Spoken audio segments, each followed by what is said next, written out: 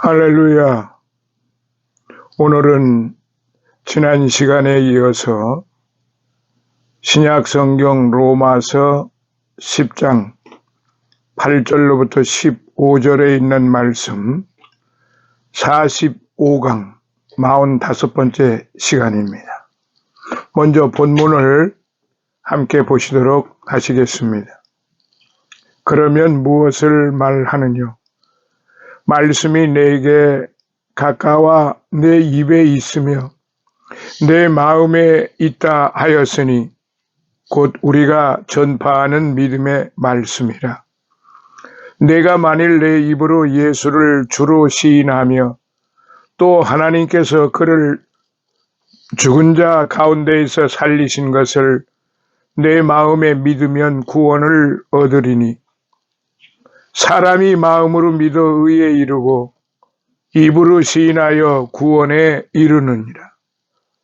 성경에 이르되 누구든지 저를 믿는 자는 부끄러움을 당하지 아니하리라 하니 유대인이나 헬라인이나 차별이 없습니다. 한 주께서 모든 사람의 주가 되사 저를 부르는 모든 사람에게 부요하시도다. 누구든지 주의 이름을 부르는 자는 구원을 얻으리라. 그런즉 저희가 믿지 아니하는 이를 어찌 부르리요? 듣지도 못한 이를 어찌 믿으리요? 전파하는 자가 없이 어찌 들으리요? 보내심을 받지 아니하였으면 어찌 전파하리요? 기록된 바 아름답도다. 좋은 소식을 전하는 자들의 발이여 함과 같으니라. 아멘. 오늘은 45번째 시간으로서 로마서 10장 8절부터 10절에 있는 말씀으로 이제 먼저 시작을 하도록 하겠습니다.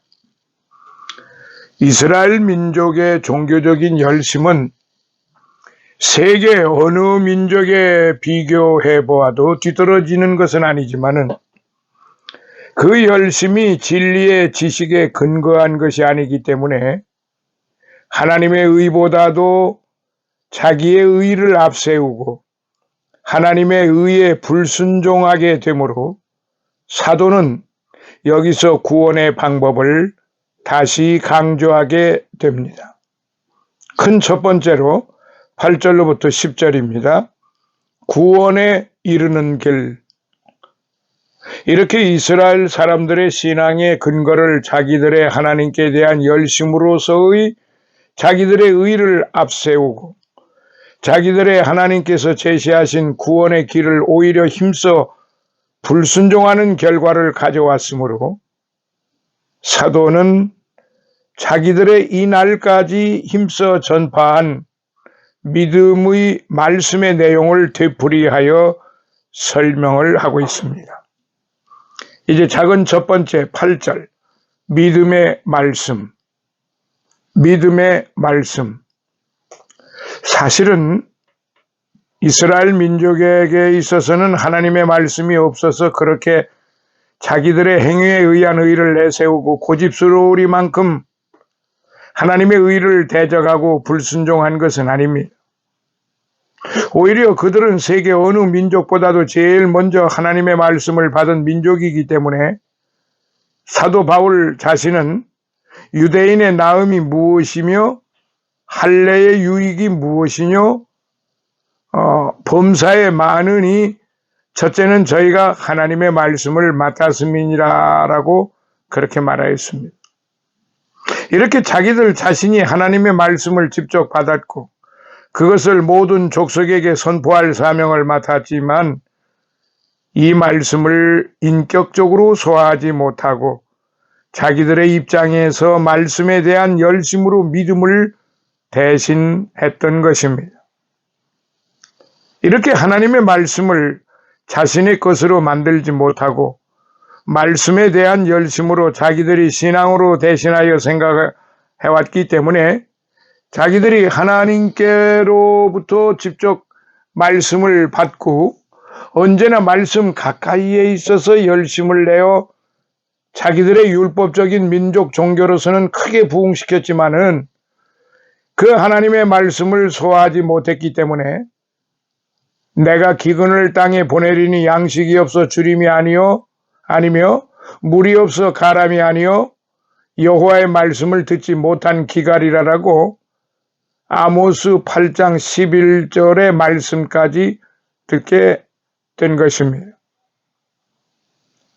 하나님께 범죄한 인간은 그 범죄한 상태에서의 자신의 노력에 의한 상대적인 의의 표준이 아무리 높아도 그것으로는 여전히 본질상 진노의 자녀의 신분에서 벗어나지 못하며 에베소서 2장 3절의 말씀, 그리고 그것으로 하나님의 앞에서는 의롭다고 인정받을 수 없는 것이 사실이라는 것이죠.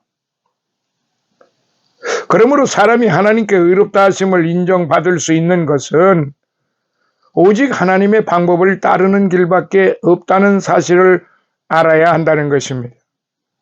그리고 사람이 하나님 앞에서 인정받을 수 있는 의는 하나님의 구원의 약속을 믿음으로만 가능하다라는 것입니다. 믿음의 조상 아브라함도 믿음으로 의로워졌고 창세기 15장 6절, 모든 믿음의 사람들도 믿음으로 살았기 때문에 사도 바울은 본서의 주제를 오직 의인은 믿음으로 말미암아 살리라라고 로마서 1장 17절에 그렇게 표한 것입니다. 말씀을 인격화한 그리스도인들은 그 말씀이 그 사람의 심령 속에서 역사하기 때문에 변화한 생활을 하게 하는 원동력이 될 수가 있어요. 그리하여 사도 바울은 우리가 전파하는 믿음의 말씀은 말씀이 내게 가까워 네 입에 있으며 네 마음에 있다는 말씀을 구약에서 인용하여 증거하였습니다. 신명기 30장 14절. 말씀을 자신의 심령 속에서 영적으로 소화하여 자신의 인격으로 승화하지 못하면 그 말씀은 어디까지나 자신과 별개의 위치에 있게 되며 말씀과의 일체를 이루지 못하게 된다는 것이죠. 그렇게 되면 자기들이 말씀을 소유하였다는 의의가 아무것도 없는 것과 같은 것이 되어버리고 맙니다. 자, 작은 두 번째 9절로부터 10절. 입으로 시인. 사람의 말이란 자신의 의사를 표현하는 수단이기도 하지만 그 자신의 말은 또한 자신의 마음의 표현이며 인격의 표현이기도 합니다. 그러므로 예수님께서도 말씀하시기를 사람은 마음에 가득한 것을 입으로 말함이라. 선한 사람은 그 쌓은 선에서 선한 것을 내고 악한 사람은 그 쌓은 악에서 악한 것을 내느니라라고 마태복음 12장 34절로부터 35절에 그렇게 말씀을 하셨어요. 이 말씀은 사람의 심령 속에 믿음이 있으면 그 입에서 믿음의 고백이 나올 것이고 세속적인 것에만 관심이 있으면 그 입에서 나오는 모든 말씀이 세속적인 말이 될 수밖에 없다는 것을 말씀을 한 것입니다. 그렇다면 그리스도인의 심령 속에 예수 그리스도를 구세주로 모셔서 주님께서 그의 심령 속에 거하신다면 언제든지 주님을 시인하고 주님에 대한 신앙 고백을 할 수 있게 된다는 것이죠. 기독교 복음의 핵심이 그리스도의 대속의 죽으심과 부활임을 말씀을 인격화한 그리스도인들은 자연스럽게 이 진리를 믿음으로 고백할 수 있고 이 신앙 고백이 구원의 증거이기도 합니다. 그리스도인의 신앙적인 시인과 고백의 내용은 자신의 죄를 위하여 십자가에 죽으시고 믿는 자의 구주가 되신 예수 그리스도를 주로 시인하는 일입니다. 믿는 자의 영원한 생명의 보증으로서 주께서 부활하신 사실을 믿는 일이에요. 그리스도인들의 내적인 신앙은 반드시 그 신앙을 외적으로 표현하는 신앙 고백이 따르기 마련인 것입니다. 그리하여 사도는 이 신앙의 순서에 따라 사람이 마음으로 믿어 의에 이르고 입으로 시인하여 구원에 이르느니라라고 로마서 10장 10절에 그렇게 가르쳤습니다. 이 말씀은 먼저 자신의 심령 속에서 성령께서 역사하실 때에 하나님의 구원의 약속을 믿음으로 자신의 의가 아닌 하나님의 의를 얻게 되고 이 믿음의 사실을 그대로 고백할 때에 구원이 성취된다고 말씀하신 것입니다. 그러므로 신앙 고백은 자신의 심령 속에 있는 신앙의 외적인 표현이기 때문에 누구나 신앙이 있으면 자연스럽게 고백할 수 있게 되는 것이므로 신앙 고백이 없는 신앙은 사실상 죽은 신앙이지요. 그것을 사람은 내가 믿는 거로 말하리라. 고린도후서 4장 13절, 시편 116편 10절. 그런 내가 믿는 거로 말하리라는 원리에 따라 살며 예수님께서도 말씀하시기를 누구든지 사람 앞에서 나를 시인하면 나도 하늘에 계신데 아버지 앞에서 저를 시인할 것이요. 마태복음 12장 32절에 말씀을 하셨어요. 사람의 신앙적인 시인으로서의 신앙 고백은 자신의 내적인 신앙의 외적인 표현이고 구원의 보증도 된다는 것이 사실입니다. 자, 이제 큰 두 번째로 11절로부터 15절 주의 이름을 부르는 자, 주의 이름을 부르는 자. 이렇게 자신의 심령 속에 예수님을 구세주로 믿어 영접하여 하나님의 자녀로서 구원받은 자가 되었으면 누구든지 언제나 자유스럽게 예수 그리스도의 이름을 부르며 찬양하며 살 수가 있습니다. 그리스도인이 주님의 이름을 부르며 찬양하며 살 수 있는 것은 또한 분명히 구원받은 증거이기도 해요. 자, 이제 작은 첫 번째로 11절로부터 12절을 봅니다. 저를 믿는 자, 저를 믿는 자. 사람이 자신의 심령 속에 믿음이나 사랑을 간직하고 있을지라도 이런 사실을 구체적인 사실로 표현하기 힘든 것이 또한 사실이에요. 이렇게 추상명사로 표현되는 사실들은 마음의 문제와 관련되기 때문에 먼저 외형적으로는 잘 보이지 않을지라도 자신의 심령 속에서 일어나는 사실이 선행이 되고 그것이 자신의 의사표시의 수단으로 나타나게 되는 것이지요. 그러므로 누구든지 그 심령 속에 믿음을 가지고 있으면 그것이 언제나 자연스럽게 표현될 수 있다는 사실을 기억해 둘 필요가 있는 것입니다. 여기서 바울 사도는 구약 성경에서 이사야 49장 23절과 요엘서 2장 26절로부터 27절에서 선지자들이 예언한 말씀을 인용합니다. 누구든지 저를 믿는 자는 부끄러움을 당하지 아니하리라. 누구든지 저를 믿는 자는 부끄러움을 당하지 아니하리라라고 증거합니다.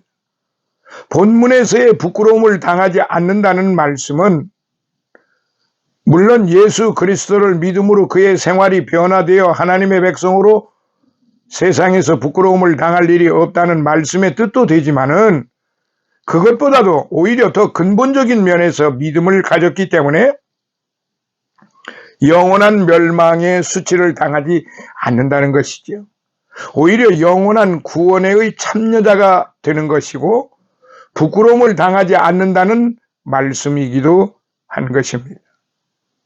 이런 하나님의 축복의 대원칙에는 인종이나 지식이나 계급이나 성별의 차이가 있을 수 없기 때문에 유대인이나 헬라인이나 차별이 없다고 그렇게 가르친 것입니다.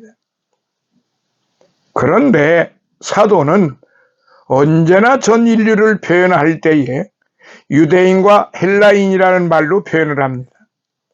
그것은 하나님의 말씀이 먼저 하나님의 선민인 유대인에게 임했고 그리고 그 유대인들을 통하여 이방 세계까지 구원의 복음이 선포되게 하도록 섭리하셨기 때문에 그 다음에 이방인을 말씀을 하였는데, 본문에서 말씀하신 헬라인은 그 한 종족을 말씀하는 것이 아니라 인본주의 중심의 이방인의 대표로서의 헬라인을 말씀한 것이라고 보는 것이 타당합니다. 그리하여 예수님께서는 유대인이나 이방인을 다 포함한 전 인류의 구주가 되시기 때문에 누구든지 그를 자신의 구주로 삼고 주님으로 부르는 모든 사람들에게 영육의 풍성한 축복을 주신다고 말씀하신 것입니다. 우선 그리스도인은 믿음으로 진노의 자녀에서 하나님의 자녀의 신분을 얻게 되며 믿는 자의 안목을 크게 뜨게 하여 그의 부르심과 소망과 그의 기업의 영광과 풍성함과 그의 힘과 강력으로 역사하시는 능력의 지극히 크심을 알게 하신다고 에베소서 1장 18절로부터 19절에 그렇게 가르친 겁니다. 자, 작은 두 번째로 13절로부터 15절. 좋은 소식을 전하는 발. 좋은 소식을 전하는 발. 사람의 실수는 사람들 앞에서 부끄러움을 당하게 하는데, 인생의 가장 큰 실수는 다른 무엇보다도 자신에게 주어진 믿음의 기회를 놓치는 것입니다. 여전히 하나님의 진노의 자녀의 신분으로 남아있는 것이죠. 이 세상에 사는 날 동안 구원의 기회를 상실한 사람은 하나님 앞에서 영원한 멸망의 부끄러움을 당하는 일을 면치 못하게 됩니다. 여기에는 이 세상에서 아무리 권세가 있다 할지라도, 아무리 재물이 많다 할지라도, 아무리 명예가 출중하고 지식이 많다 할지라도, 많은 사람들한테 칭찬을 받는다 할지라도, 이 세상에 사는 날 동안은 그럴지라도 결국은 구원의 기회를 상실한 사람이 된다는 것이죠. 이게 바로 그야말로 우리 기독교인이 되는, 그리스도인이 되느냐 못 되느냐의 바로 척도인 것입니다. 이 세상에서 아무리 위대한 그런 선각자라 할지라도, 이 세상에서 가장 행복하다고, 가장 명예롭다고, 가장 힘이 세다고 한다 할지라도 예수 그리스도를 자신의 구세주로 영접하지 못한 사람은 이 세상뿐이고 그에게는 영원함이 없고 그에게는 영원한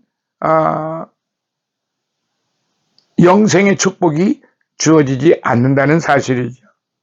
그러나 정말로 힘도 없고 재물도 없고 명예도 없고 권세도 없고 가장 낮은 자의 그런 삶에 산다 할지라도 예수 그리스도를 자신의 구세주로 영접했다고 하면은 이 세상에서 가장 행복했다고 자부하는 사람들보다도 결코 비교할 수 없는 엄청난 그런 영광이 그에게 주어진다는 사실입니다. 그러므로 누구든지 주의 이름을 부르는 자는 구원을 얻으리라 는 것이죠. 여기서 주의 이름을 부를 수 있는 것도 사실은 인간이 자기의 지혜와 능력으로 이루어지는 것이 아니에요. 성령으로 아니하고는 누구든지 예수를 주시라고 할 수 없다라고 고린도전서 12장 3절에 그렇게 말씀을 하셨어요. 성령이 주시는 지혜로 깨닫고 성령께서 주시는 능력으로 이런 신앙 고백도 가능한 것이기 때문에 그렇습니다. 이미 성령의 인도하심을 따라 신앙 고백을 한 사람은 구원에 참여할 수 있다는 것을 분명하게 증거해 주고 있는 것입니다. 그러면 이렇게 예수님을 주님으로 부르려고 하면 그의 심령 속에 예수님을 구주로 믿는 믿음이 있어야 자연스럽게 예수님을 주님이시라고 부를 수 있게 되는 겁니다. 그리고 사람이 믿음을 가질 수 있는 것은 예수 그리스도의 구원의 복음을 들어야 비로소 믿을 수 있으며, 그리고 이 구원의 복음을 전파하는 사람이 없이는 결코 복음을 들을 수 없기 때문에 믿음의 기회를 가질 수 없게 된다는 것입니다. 이렇게 그리스도의 구원의 복음을 전파하는 사역자들이 있으므로, 이렇게 그리스도의 구원의 복음을 전파하는 사역자들이 로 말미암아 사람들이 복음을 듣고 믿어 구원받아 주의 이름을 부르게 되는 것입니다. 그러나 그리스도의 복음을 전파하는 자도 자의로 하는 것이 아니라 주님의 파송을 받아서 그 사역에 종사할 수 있게 되는 것입니다. 주님의 부르심에 따라 그리스도의 일꾼으로서의 사명을 감당하기 원하는 사람들의 사역을 통하여 한 심령씩 구원받게 되며, 그곳에 그리스도의 몸인 교회가 서게 되고 지역사회가 복음화되게 되는 것입니다. 이렇게 하나님의 인류 구원의 섭리를 성취시키시는 사역에 종사하는 사람들의 수고가 그래서 아름답지 않을 수 없기 때문에 사도는 아름답도다 좋은 소식을 전하는 자들의 발이여라고 수고하는 사역자들의 발을 칭송한 것입니다.